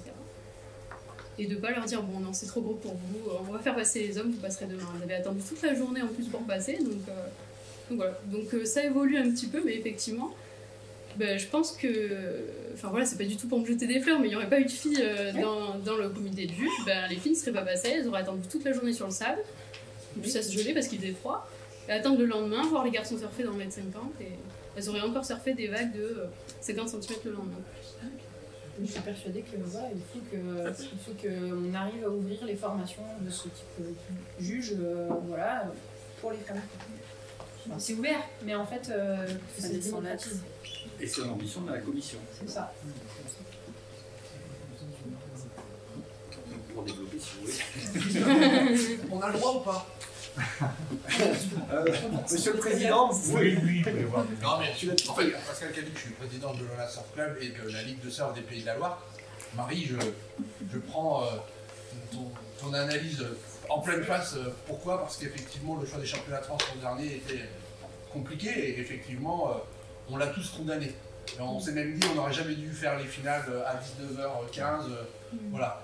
Maintenant, je te renvoie le truc, c'est que vous étiez 4 compétitrices, je ne sais pas si c'était en finale ou pas, mais il y a quand même une championne. Donc à un moment donné, c'est aussi le discours qu'on tient à tous nos jeunes surfeurs, c'est de dire que les conditions sont les conditions pour tout le monde. Oui, l'engagement que l'on a pris avec les leaders des Pays de la Loire, c'est de ne plus vous mettre dans des conditions médiocres. Oui, la décision de la Ligue des Pays de la Loire, c'est de ne plus faire de différence dans les prize money. Depuis quelques années, à l'Ola Surf Club, les hommes et les femmes gagnent la même chose quand il y a de l'argent en jeu. Ça ne va pas de soi. Et d'ailleurs, quand on nous dit pourquoi vous le faites, parce que ça nous paraît normal, je regarde Philippe parce que Philippe était au départ aussi dans cette idée-là, c'est que ça nous va, on ne voit pas la différence, nous, entre un garçon et une fille. Par rapport au discours qu'il y a là, effectivement, je ne peux que souscrire à ce qui a été dit. Je tiens juste à rappeler quand même que pour l'Ola Surf Club et pour la Vendée, les grands champions ne sont que des grandes championnes. Aujourd'hui, on peut noter qu'on a Anne Milochaud, qui est multiple championne de France de kneeboard, et vice-championne du monde quand même, elle ne concourt qu'avec des hommes, parce qu'ils sont pas assez nombreuses. Vous prenez Marie Dejean, vous en avez une en face là, qui ne bronche pas mais qui a un palmarès à faire pâlir pas mal d'hommes autour de la table et beaucoup de surfeurs de très très haut niveau. Il y en a une en devenir qui j'espère va vite changer de licence et venir chez nous à la sortie. On a aujourd'hui Ina Conradi qui est aussi sur le top du top de Saint-Gilles. On a Canel Le Breton et j'en passe, c'est des meilleurs et on a d'autres qui arrivent derrière. Donc la réalité, c'est que oui, aujourd'hui les champions de surf vendéens sont des championnes. Maintenant, avec tout ce qui vient d'être dit, avec le manque de reconnaissance lors des compétitions où on les mettait dans des conditions peu favorables, le manque de coaching et le manque de professionnels du coaching ou de suivi médical ou de santé parce qu'on faisait un peu comme on pouvait. Et aujourd'hui, aller discuter avec la Ligue d'Aquitaine, ce sont des usines de guerre, quoi, concrètement. Quoi. Il y a une préparatrice physique, il y a Malou, il y a le suivi médical, il y a le suivi scolaire, il y a le suivi performance, il y a le suivi diététique, il y a le suivi le coach qui va faire de la sophro, qui va faire... Voilà, donc on est en construction là-dessus. La réalité, c'est que nos grands champions en Vendée sont des grandes championnes. Donc ça, il faut bien l'entendre. Et félicitations à elles, parce qu'effectivement, elles sont dans des conditions qui n'étaient pas favorables. Maintenant, l'idée, c'est comment on arrive à faire passer le curseur au-dessus, et que cette question-là, elle est au-delà de cette table ronde, elle est au-delà des instances, mais sachez que le pli, il est pris. Vous en avez 2 ici qui sont là, qui sont à la commission nationale, je ne sais jamais comment ça s'appelle, mixité, mais sachez qu'aussi, on a aussi notre conseiller technique national qui lutte contre les discriminations. Et ça en fait partie, parce qu'on avait aussi ce problème-là dans le surf, et on a eu malheureusement des cas localement, où effectivement, de jeunes surfeuses, avec un coach homme, ça ne le faisait pas. En tout cas, il y a eu des travers. Je ne vais pas plus loin. Donc ça arrive, ça arrive. Donc on est aussi sur ce sujet-là. Et ce sujet de société est un sujet qui concerne l'ensemble des fédérations. Donc on le prend à bras-le-corps au surf par rapport à tout ce qui s'est dit tout à l'heure, effectivement, des petites tenues, une proximité entre le coach et sa sportive ou son sportif, parce qu'il n'y a pas que de la discrimination vers les femmes aussi, il y en a aussi vers les hommes. Marie, tu l'as connu, hein, on a un coach, on vit ensemble, des fois on dort dans le même camion, on est à l'hôtel, on est en compétition H24 ensemble, il peut se passer des choses. Donc tout ça, ce sont des micro-points de société qui sont mis en exergue par rapport à ce que tu dis tout à l'heure, balance ton corps et tout un point. Et aujourd'hui, ça, c'est des choses qui sont importantes pour la Fédération française de surf. Et en tout cas, nous, sur la Ligue des Pays de la Loire, on est extrêmement sensibles à ça. Alors ça met des contraintes. Ça met des contraintes. Par exemple, moi, je dis à mon éducateur sportif de ne jamais partir seul avec des jeunes filles. On en est rendu là. Parce qu'on ne veut, pas prendre de risques, lui, ne pas le mettre en mal à l'aise et potentiellement éviter les risques. Donc, on le prend, on s'y adapte et on va faire au mieux pour que ça fonctionne. Mais tous ces paramètres-là, on est dans une situation qui est en train de changer et que j'espère va aller de mieux en mieux pour éviter ce genre de discours. Mais on part de loin. Elles l'ont toutes dit, on part de loin. Hein. Tu l'as très bien montré sur ta revue de presse, on part de très très loin. Maintenant, on n'est pas les seuls à partir de loin, parce que c'est le cas dans les autres fédérations françaises de sport. Donc voilà, en tout cas, sachez que tout ce qu'on est en train de se dire, forcément, que ce soit avec Dominique ou avec Anne-Laure, on l'a toujours dans le coin de nos têtes quand on fait nos travaux, et qu'à la prochaine compétition, d'ores et déjà, il va falloir qu'on tienne compte de ça. Et c'est pour ça qu'on va essayer, autant que faire se peut, de favoriser les meilleurs moments de la marée pour l'ensemble des compétiteurs, quitte à faire un stop en se disant c'est pas tolérable d'envoyer des gens comme ça. La problématique que l'on avait nous, c'est qu'aujourd'hui, en 2 jours, on n'arrive pas à passer tous les compétiteurs. Le surf, c'est le vent en poupe, hein, c'est le cas de le dire, hein, on est sur le haut de la vague, et on obtient la compétition sur 2 journées, tellement on a de compétiteurs. Donc qu'est-ce qui va se passer? On va tailler dans le niveau. Sinon, on ne peut pas passer tout le monde. Donc effectivement, il va y avoir une coupe franche qui sera celle du niveau et du classement national. Donc effectivement, ça veut dire que ceux qui vont s'accrocher, ceux qui vont aller au-delà, ceux qui vont aller dans les grandes vagues, dans les petites vagues et dans toutes les conditions, c'est à eux qu'on va s'adresser prioritairement parce qu'on est face à notre succès. Donc tout ça, c'est à prendre en ligne de compte. Organisateur de compétition, il y a multiples paramètres. Et qu'effectivement, la marée, c'est un milieu mouvant, je ne vous apprends rien, et qu'effectivement, parfois il y a beaucoup de vent, parfois il y en a moins, et on se pose toujours ces questions-là. Je le redis, à chaque fois qu'on se pose des questions, soit on va interroger les surfeurs et les surfeuses en disant on fait quoi? Et là, ils nous disent c'est vous qui organisez, débrouillez-vous. Ouais, mais si on pose la question, c'est parce qu'on est dans la meilleure disposition. Donc on fait comme on peut. Voilà, ça, c'est une vraie réalité de mon travail. En tout cas, je vous remercie pour la qualité des échanges, parce qu'effectivement, je vois que vous n'avez pas de filtre.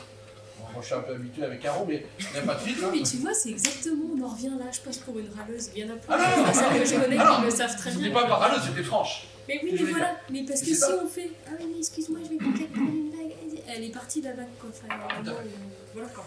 Donc, ceux qui me connaissent ici. C'est la richesse des échanges aussi, mais c'est vrai que des personnalités différentes font aussi la richesse des échanges, mais c'est vrai que là, vous avez des gens qui ont une véritable expérience, et je voulais aussi remercier mes 2 licenciés qui s'engagent sur un lourd combat et un long combat qu'on va essayer de mener, j'espère, en frondeur dans les Pays de la Loire pour démarrer, parce qu'ils se réunissent, malheureusement, à l'échelle de la France, il ne se passe pas grand-chose.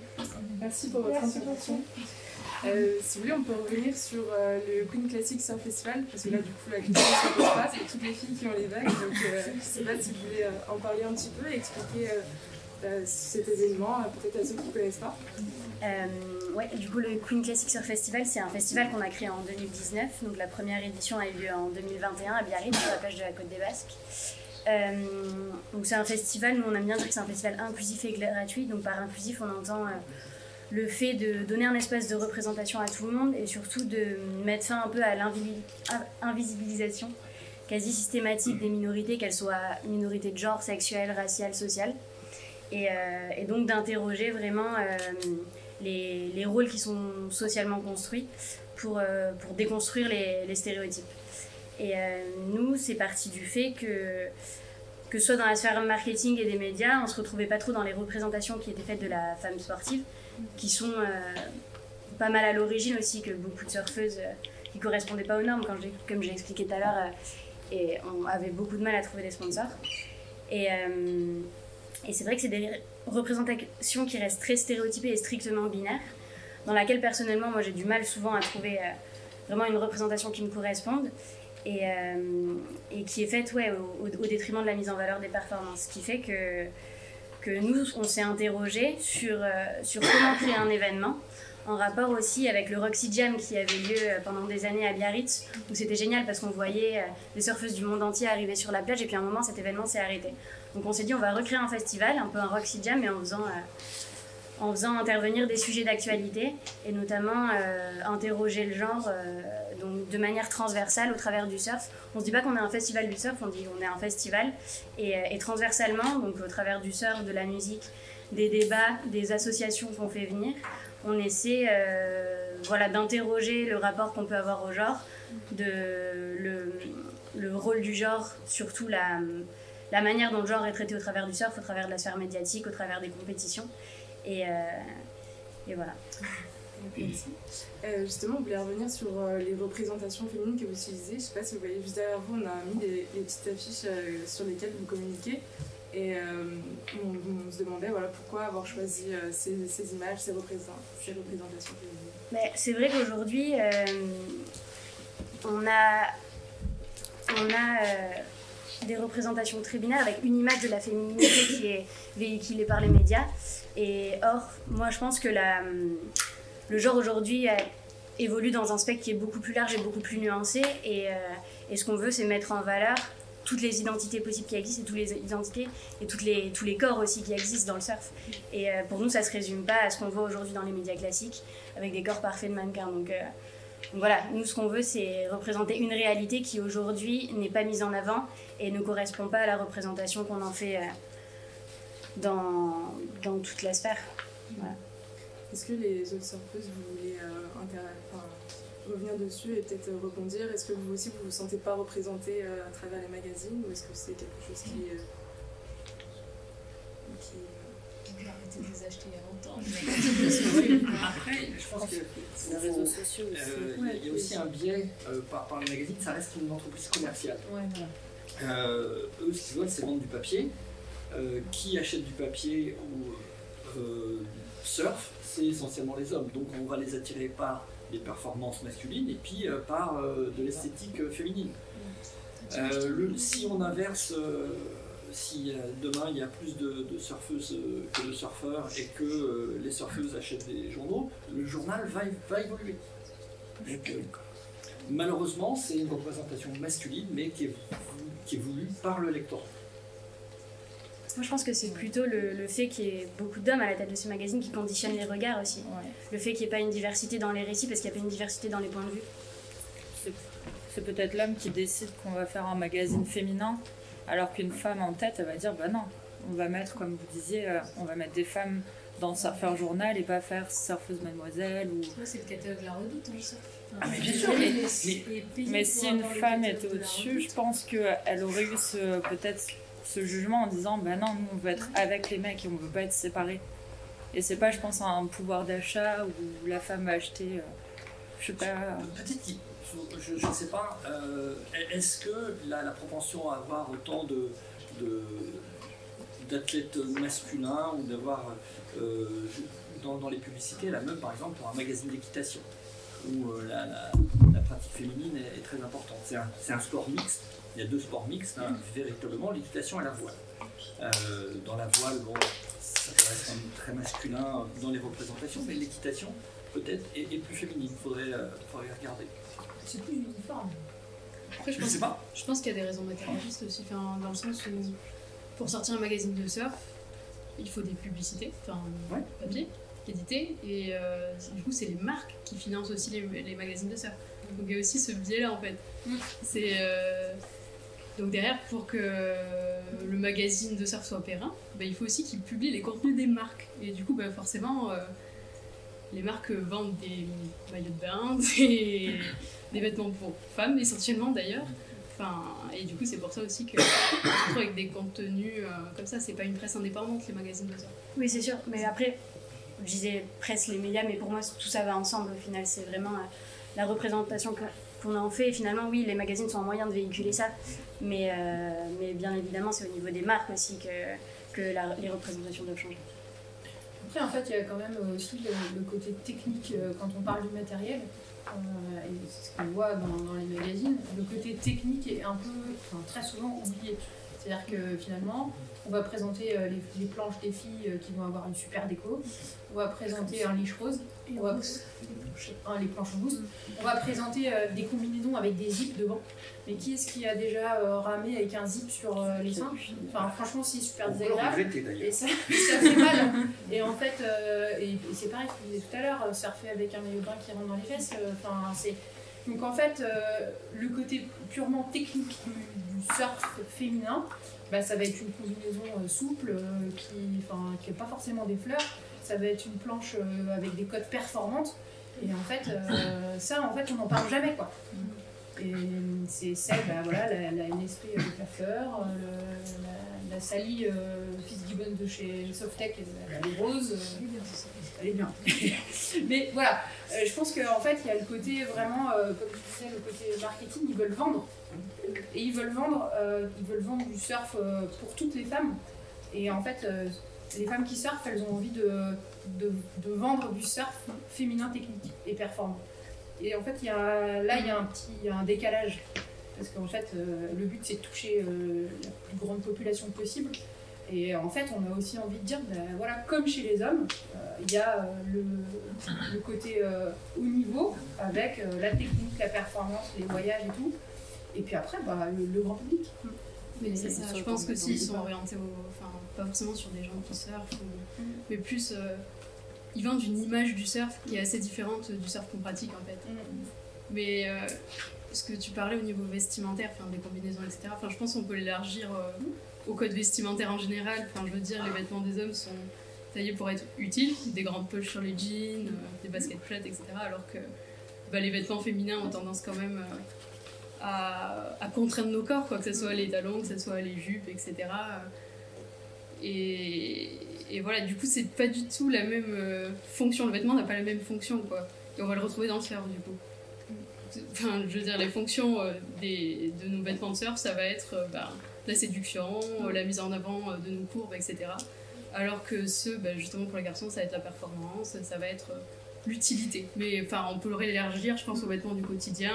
Donc voilà, les talons, il n'y a rien de pratique dans les talons, ça va être de la contrainte, encore une fois, etc. Mais de par notre socialisation, de par ce vécu, que ce soit les médias ou autres, effectivement, les femmes l'acceptent aussi, parce que voilà, il y a une part aussi de libre arbitre. Le surf est traversé par les dimensions tout à fait ordinaires du social. C'est une activité sociale comme une autre. Sur le côté technique du sport, il y a une différence avec le surf, c'est qu'il est rentré dans l'olympisme récemment. Donc en fait, j'ai envie de dire, jusqu'ici, on s'en occupait moins parce que finalement, le surf de haut niveau, c'était pas de l'olympisme. Là, les choses vont probablement prendre une autre dimension parce qu'en fait, il va y avoir des athlètes, des surfeurs olympiques, et des surfeuses olympiques. Donc je pense qu'on est en retard quand on prend le milieu du sport, le surf, il est en retard. D'un point de vue technique, moi j'ai entendu un truc, c'est une anecdote que je raconte, c'est Johan Defay, en fait, on lui a dit voilà, tu vois ta position de pied, c'est moyen, on va mettre un peu plus de wax. En fait, au niveau technique, au niveau du surf, on a compensé un petit problème anatomique avec un pâté de wax. Je veux dire, en fait, aujourd'hui, on prend les golfeurs, ils vont avoir des capteurs pour analyser leur swing. Nous, on fait des pâtés de wax pour compenser des positions de pied. Il y a un retard, je pense qu'il y a aussi, et en fait, ce regard du surf dans sa globalité, dans plein de sports, en fait, on ne fait plus de différence. Il y a les catégories hommes et les catégories femmes. Et en fait, on ne fait pas de différence en termes de... on va s'occuper des deux catégories. Mais ce sont des sports qui ont un historique bien plus ancien. Donc je pense qu'en surf, il va falloir qu'on aille plus vite pour rattraper ce retard. Et effectivement, qu'on s'occupe... Un sport qui a un historique beaucoup plus ancien, l'équitation, il était question. 80% des licenciés sont des femmes pour la Fédération d'équitation. Les modalités les plus prestigieuses d'équitation, les grands champions sont des champions, ne sont pas des championnes. Les modalités de pratique les plus élitistes sont réservées aux hommes. Donc voilà, la masse est féminine dans l'équitation, mais le prestige est réservé aux hommes. Donc je fais très vite.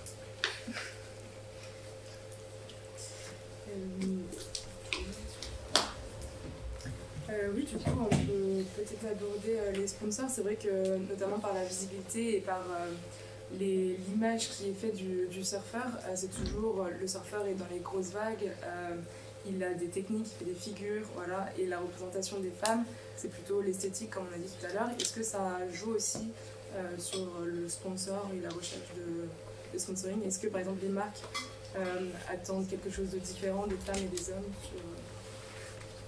sur leur visibilité? Enfin, je pense que ouais, les marques ont, en tout cas, enfin, à mon emblème, ont une vision de la féminité. C'est vrai où on a une injonction du corps féminin. Et je lisais un article l'autre jour qui s'appelle Et si les surfeurs, les surfeurs des plus grosses vagues étaient les femmes. Et en fait, il parlait notamment de Justine Dupont et de Johanne Defay, et la manière dont, en fait, l'injonction qu'on fait au corps féminin, notamment via le sponsoring, rentrait complètement en contradiction, en fait, avec la pratique d'un corps athlétique et musclé et fort qui est nécessaire pour pratiquer le sport. Donc, je me souviens plus exactement de la question, mais le bout de mon raisonnement, c'est de se dire que, effectivement, c'est encore un frein, je pense, à la performance du corps féminin que de finalement de se dire je peux pas financer la compétition où j'aimerais aller parce que finalement je peux pas trouver de sponsor parce que l'image que je renvoie ne correspond pas à ce qui fait vendre aujourd'hui. Et alors qu'en fait je veux juste pratiquer mon sport et je suis une athlète. Donc je sais pas si Marie tu te retrouves là-dedans ou... Oui, non mais complètement. C'est vrai qu'aujourd'hui les sponsors ils vont pas chercher seulement des athlètes qui performent mais aussi des mannequins en fait. Et depuis, je pense, le début du sponsoring dans le surf, c'était bien pire à l'époque, j'imagine. Mais les surfeuses qui étaient sponsorisées étaient avant tout des mannequins, en fait. Et étaient sponsorisées en tant que mannequins. Et encore aujourd'hui, je ne citerai pas de nom, mais je connais beaucoup de monde dans mon entourage qui sont surfeuses professionnelles. Sur leur contrat, ils mentionnaient mannequin, et pas sportif. Et ça, j'ai pas, en tout cas en tête, il doit y en avoir, mais j'ai pas d'équivalent masculin. Ça va être plutôt basé sur des performances, sur des projets dans l'année, budgétisés, etc., etc. Mais pour les filles, c'est vrai que ça va avoir tendance la disponibilité sur les dates de shooting, quoi. Ça va être plutôt ça. Donc oui, ça rentre en compte. Ça dépend des marques aussi. Après, ça dépend énormément des marques. Tout à fait. Tout à fait. Ça dépend des marques, ça dépend du projet de la marque, de l'image qu'elle véhicule, etc., etc. Donc ça dépend énormément et oui. À l'époque, Canna Beach, ils faisaient des combis avec les seins en cône comme Jean-Paul Gaultier, quoi. Moi, ils m'ont envoyé, j'étais bien sûr. J'avais très pratique. Déjà, c'était vraiment, je trouvais ça moche. Je me suis dit, non, ça va aller. Et après, j'ai eu la chance d'être 18 ans chez Roxy, et j'ai travaillé aussi au marketing chez Roxy. Et j'ai trouvé que par contre, oui, effectivement, il y avait des nanas qui étaient là pour être mannequins, mais elles savaient aussi hyper bien surfer, et c'était pas que le truc mis en avant par rapport à d'autres marques. Mais effectivement, oui, on les connaît toutes. Elles sont d'abord mannequins parce que la marque veut mettre en avant, veut vendre des maillots de bain, c'est bien, je pense qu'il y a des marques qui ont juste vraiment, qui insistent lourdement sur le truc. Il y a une étude justement pour reprendre le mémoire de Lucie Milochaud qui était assez éloquent comme étude, c'est que alors j'ai pas les chiffres exacts, mais on va dire un film publicitaire pour une marque de surf, pour Roxy, pour Rip Curl ou autre. Si le film dure 1 minute, si c'est pour un mec, il y a 55 secondes de performance, 5 secondes de lifestyle. Si c'est pour une fille, c'est 45 secondes de lifestyle et 15 secondes de surf. Donc forcément, l'attente du sponsor n'est pas la même. Et auquel cas, le corps a plus d'intérêt puisqu'on promeut le lifestyle. Et outre ces différences du coup, en termes d'attente du sponsor, est-ce que vous pouvez, est-ce que les salaires aussi qui sont donnés par les sponsors, enfin le financement qui est donné par le sponsor au niveau des femmes est le même qu'au niveau des hommes, ou est-ce que justement les hommes peuvent en vivre mais pas les femmes? C'est tellement hétérogène, je pense. Ouais. C'est tellement hétérogène, c'est très difficile de vivre du surf déjà. Enfin, hommes et femmes confondus, je pense. Et puis aujourd'hui, il y a un autre phénomène qui arrive, c'est celui des réseaux sociaux, des influenceurs, mais qui touche, je pense, encore une fois, bien d'autres milieux que le surf, où on va se retrouver avec des influenceurs. Enfin, les sponsors qui traditionnellement sponsorisaient des sportifs vont commencer aussi à sponsoriser des influenceurs. Je pense que là, encore une fois, c'est plus renforcé chez les femmes que chez les hommes. Et du coup, au final, ceux qui vont réussir à en vivre vont pas vraiment être des sportifs de haut niveau, mais plutôt des influenceurs. Enfin, après, c'est large la catégorie influenceurs. Il y a des créateurs de contenu qui font du journalisme, etc. Enfin, c'est assez large, hein. Je mets beaucoup de monde dans le même panier quand je dis ça, mais ça rejoint du coup peut-être la catégorie de mannequins qui surfent pas vraiment, mais qui surfent un peu, oui, qui surfent, qui débutent, etc., mais qui vont réussir à vivre du surf comme ça. Mais par contre, des gens vraiment engagés au niveau de la compétition, etc., vont pas réussir à en vivre. Après, dans le surf, c'est assez particulier parce qu'il y a le free surf aussi, et il y a le surf de compétition. Donc ça, déjà, c'est des projets différents. Et puis quand t'es athlète, t'as pas que ça à faire de faire des selfies. Ouais, tout à fait. Tu vois des vagues, t'as envie d'aller surfer, tu vas le faire. Ouais, tout à fait. Ouais, non, enfin, moi perso, c'est pas mon truc, mais je suis plus vieille aussi, mais. On va demander d'être performant du coup dans son sport, donc de s'entraîner, l'entraînement ça prend du temps, etc. Et derrière, en plus de faire un travail supplémentaire qui est celui de médiatisation, etc., de création de contenu. Plus un job parce qu'en fait on peut pas en vivre. Oui, plus un job parce qu'on peut pas en vivre, plus la vie quotidienne, enfin voilà. Plus un enfant après. Plus un enfant après, et on demande d'être des super mamans qui travaillent, qui machin, qui... Vu que le temps presse, on va aborder un peu l'aspect politique en commençant par les représentants de la MEF. Vous avez mis un plan d'action en 2022 et on se posait la question quelles sont les actions principales pour motiver les jeunes filles à se mettre au surf et à persévérer, et aussi quelles sont les mesures mises en place pour résoudre les conflits de genre qu'il peut y avoir, et notamment pour trouver des sponsors.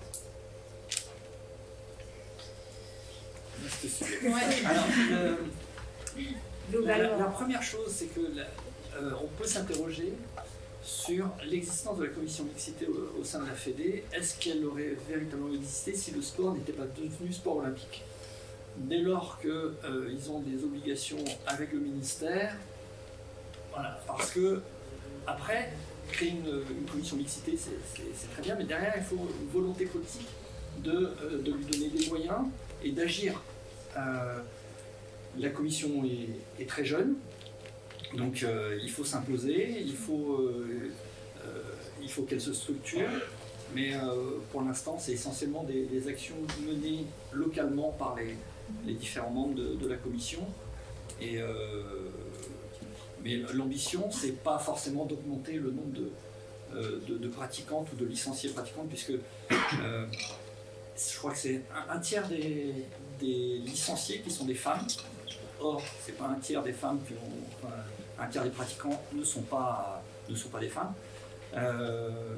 L'ambition de la commission, c'est quand même de monter les femmes dans les juges, dans les instances, dans l'entraînement, pour que justement, quand elles sont à la tête de structures ou quand elles sont décisionnaires, ça puisse aussi faire bouger les lignes.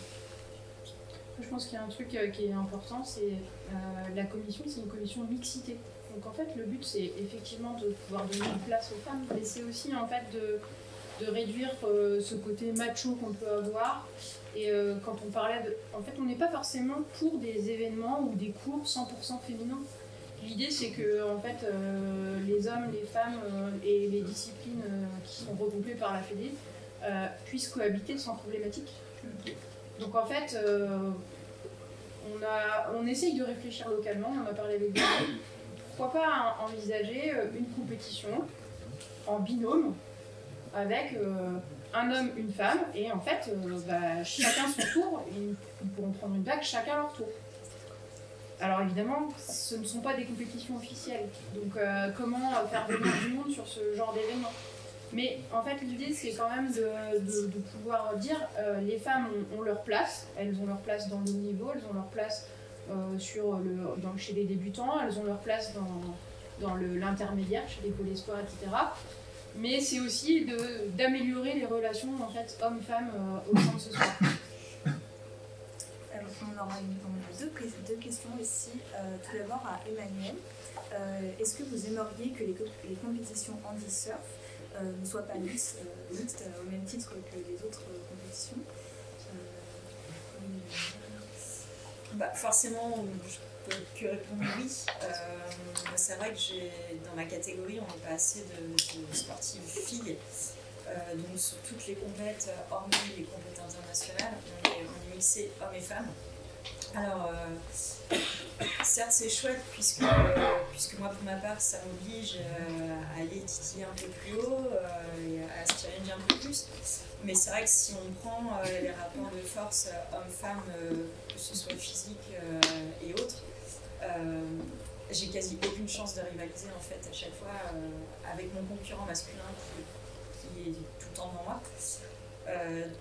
Donc c'est vrai que voilà, ça serait intéressant de pouvoir faire montrer plus de filles en e-surf ou en parasurf. Mais il n'y a pas que ma catégorie qui est concernée, en fait, il y en a d'autres. Mais oui, c'est vrai qu'au bout d'un moment, voilà, c'est un peu frustrant de se dire, voilà, je suis première féminine, certes, mais du coup, je ne suis pas titrée puisque j'arrive quand même deuxième derrière un homme. Donc voilà quoi. Après, Et donc est-ce que pour la FF, ce sont des questions qui sont engagées pour faire justement des compétitions non mixtes pour les compétitions? Alors, moi je vais pouvoir répondre parce qu'en fait j'ai fait une formation pour devenir classificatrice handi, enfin parasurf. Alors en fait la problématique c'est que déjà tout le milieu du parasurf, il va y avoir deux versants, le versant olympique et le versant entre guillemets privé, qui va être développé par la WSL. Donc déjà, il va y avoir deux types de compétitions. Ensuite, on a dans le parasurf, on a des catégories. Les catégories de surf allongé avec assistance, les malvoyants, le surf à genoux, le surf assis. Enfin, il y a beaucoup de catégories. Et donc, si on divise hommes-femmes, ça multiplie donc par 2 le nombre de catégories. Il faut savoir qu'en fait, quand au niveau des Jeux Olympiques, ils vont être obligés de sélectionner des catégories. Parce qu'ils ne pourront pas faire 18 catégories de parasurf. Donc en fait, ces questions-là, déjà, en fait, on essaie de développer le parasurf avant d'essayer de catégoriser. Et en fait, quand on aura plus d'athlètes, peut-être que la question se reposera. Mais en fait, là, on est en pleine émergence et c'est trop tôt pour parler de ça. Après, en fait, les questions se posent parce que le but, c'est de pouvoir classer les athlètes en vie avec la même, on va dire, le même niveau de compétence dans la catégorie pour pouvoir courir. Donc effectivement, quand il y a les hommes et les femmes, c'est compliqué. Donc en fait, les questions se posent, mais pour l'instant, il n'y a pas beaucoup de réponses. D'accord. Donc vous avez parlé que c'était pas non plus le but principal de faire que des compétitions femmes et que des compétitions hommes. Et donc je vais m'adresser au Queen Classic Surf. Est-ce que vous avez rencontré des problèmes ou quelle était la position peut-être des élus locaux quand vous avez monté ce projet femmes, enfin que les compétitions féminines? On n'a pas forcément eu, non. Non, le problème c'est que c'est quelque chose qui est assez... Enfin, le problème, non. C'est assez institutionnalisé de faire des compétitions hommes et femmes, donc pourquoi ne pas faire une compétition femmes quand il y a des compétitions hommes? Donc c'est vraiment pas un problème qu'on a eu, en tout cas avec la municipalité ou avec les institutions. Et vous avez rencontré des critiques à l'égard de cette organisation? Après, les hommes sont conviés sur les expressions sessions. Donc la vraie compétition, donc là où il y a le prize money, c'est uniquement féminin. Mais sur les expressions sessions, les hommes sont conviés aussi. Donc c'est pas uniquement pour les femmes uniquement. Les hommes sont les bienvenus aussi vu qu'on se veut inclusif. C'est juste sur la partie compétition. On a en fait une compétition sur invitation de longboard classique féminin. Et ensuite à côté, on a on décline en fait les formats sur des expressions sessions où on invite vraiment tout le monde. Mais oui, après... Les remarques, c'est un peu toujours inévitable, j'ai envie de dire. Oui, on a eu des remarques, pourquoi est-ce que vous faites une compétition juste pour les filles, etc. Je pense que c'est un peu inévitable d'avoir ça. Oui. D'accord. Donc je pense... Oui, je pense, sans trop tarder, on peut élargir le champ de discussion pour peut-être si on a d'éventuelles questions. Est-ce que vous avez des questions à poser à nos intervenants qui sont venus? Moi j'ai une question pour Caroline. J'en reviens au tout début de la conférence où tu disais que tu avais beaucoup de filles parmi les élèves jeunes. Puis après tu avais l'impression qu'elles disparaissaient pendant l'adolescence et puis on voyait revenir à l'âge adulte. Comment vous expliquez la disparition, enfin le manque d'intérêt des filles pour le surf Ça va être hyper clair, c'est juste qu'il y a un moment où les petites filles deviennent des femmes et il y a un moment où c'est un peu difficile concrètement d'aller à la plage parce qu'il y a plein de plages même en été où tout bêtement il n'y a pas de toilette en fait. Donc vous messieurs vous allez faire pipi dans la dune avant d'aller à l'eau. Nous que ce soit sur les compètes ou pour d'autres moments du mois où on ne peut pas, et on a besoin de toilettes. Et en fait comme les mairies généralement ne mettent pas de toilettes parce que c'est compliqué ou alors il y a les toilettes sèches mais du coup on ne peut pas se laver les mains. C'est des petits freins techniques en fait qui sont tout bêtes, mais déjà il faut se mettre en maillot, donc à l'adolescence c'est pas hyper simple. Il y a des contraintes techniques liées à devenir une femme, donc là c'est clair qu'on les voit arriver à l'adolescence, elles sont non mais je veux plus surfer, je veux pas me mettre en maillot, et quand elles redeviennent des femmes, elles ont appris à gérer ça et en fait c'est une partie de la vie. Elles sont plus à l'aise et du coup là elles se remettent dans l'eau et souvent elles y vont avec les enfants aussi parce que ça devient une activité familiale. Mais ça c'est vrai que l'accès aux toilettes, ça paraît tout bête parce qu'en France, les hommes ont le droit de faire pipi le long des barrières et tout ça. Aux États-Unis, par exemple, en Californie, là on y était il n'y a pas longtemps, les toilettes sont impeccables, il y a du papier, on peut se laver les mains. Et du coup, les hommes et les femmes vont aux toilettes. Et je sais pas, sur les compètes, je me suis retrouvée à des compètes à la torche, au fin fond de la dune, au mois de novembre. C'est un peu dur quoi. Donc je comprends qu'à l'adolescence, des filles qui sont pas hyper motivées, enfin c'est limite. Je comprends qu'elles préfèrent aller faire du badminton, mais elles douchent quand on sort de l'eau. Et pareil, pour en revenir sur les vêtements, aller surfer avec un slim, quand on revient et qu'on doit se changer à la torche dans une dune et qu'il fait froid, c'est vrai que les vêtements féminins, c'est pas hyper pratique quoi. Donc soit on passe pour une fille manquée parce qu'on est en jogging, qu'on s'attache les cheveux n'importe comment. Enfin, faut s'accrocher quand même à l'adolescence si tu veux surfer et si tu veux performer. À un moment où il faut quand même avoir un certain caractère, comme disait Pascal. Et puis à l'acceptation du corps, comme tu disais, au niveau de la musculature. Ouais, et puis au niveau de l'acceptation du corps, au niveau de la musculature qui se développe, enfin, ça fait partie quand même des sports où on développe les épaules, les cuisses, etc. Et je sais que et en plus de ça, c'est un sport qui est associé à tout l'inverse, à l'image d'une fille super fine, les jambes comme ça, les bras comme ça. Alors que c'est pas du tout la réalité. Enfin, ça dépend des morphologies, hein, il y en a aussi, mais.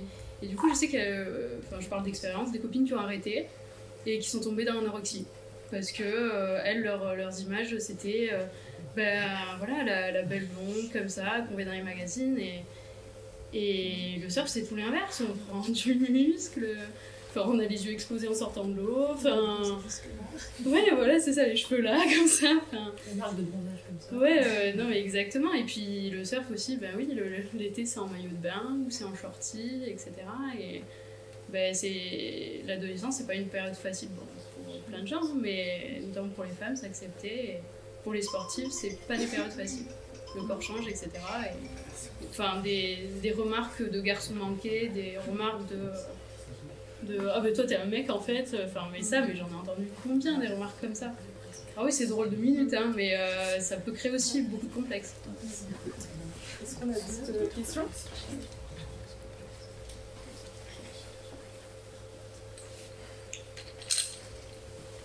On va pouvoir conclure du coup cette réunion et on vous remercie chaleureusement d'être venus. Merci d'avoir